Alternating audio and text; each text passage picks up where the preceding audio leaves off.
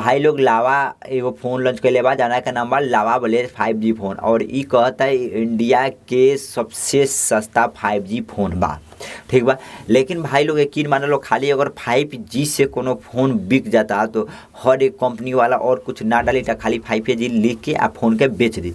तो इमें बहुत सारा बुराई बा, बहुत सारा अच्छाई भी बा जो कि हमनी के देखल जाए इहे वीडियो में। आज सस्ता बा कि महंगा बा सब कुछ समझल जाए। तो चलो लोग भाई लोग फटाक फटाक बताई कि क्या में कमी बा का अच्छाई बा।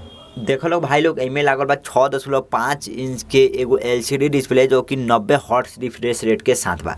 लेकिन फ्रंट के डिज़ाइन काफ़ी हद तक घटिया हमके लागल, पंच होल दी तो काफ़ी हद तक अच्छा रही, लेकिन पंच होल ही नहीं देले।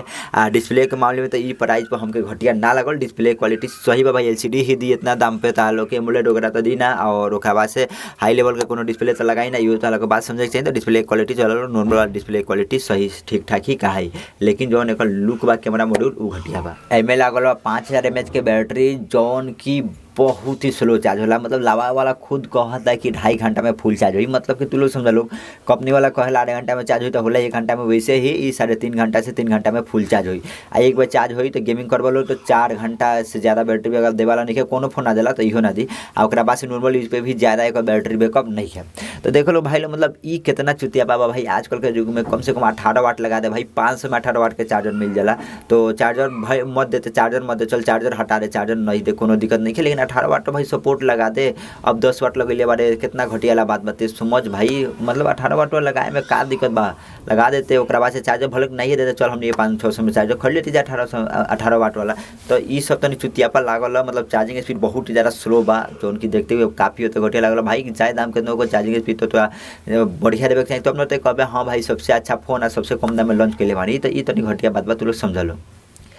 एमे लागल बा मीडियाटेक का डायमेंसिटी 700 प्रोसेसर, जो कि थोड़ा बहुत प्रोसेसर हीट होला, लेकिन गेमिंग वगैरह तो लोग कर सकल लो नॉर्मल में। अब एकदम हाई लेवल तक ना कोई बोलो आई दाम पर तो सही बा प्रोसेसर, हम ज़्यादा दिक्कत ना कम प्रोसेसर तो सही लगे बा। थोड़ा बहुत 5G प्रोसेसर और गेमिंग वगैरह कर बोलो हीट हुई प्रोसेसर। वैसे भी लगा के फोन तो हीट हो गया तो लोग पता है प्रोसेसर हीट हुई, तो समझ ता लोग। तो वैसे प्रोसेसर मान लो ज़्यादा कमी नहीं है, हाँ नॉर्मल बात तो लोग समझिए जा लो।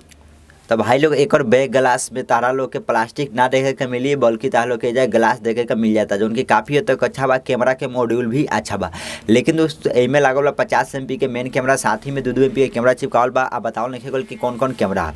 अब फ्रंट में तारा लोग 8 MP के कैमरा दिखाई दे रही, जो कि 5 होल डिजाइन के साथ नहीं है, तो लोग देखिए सकता लो।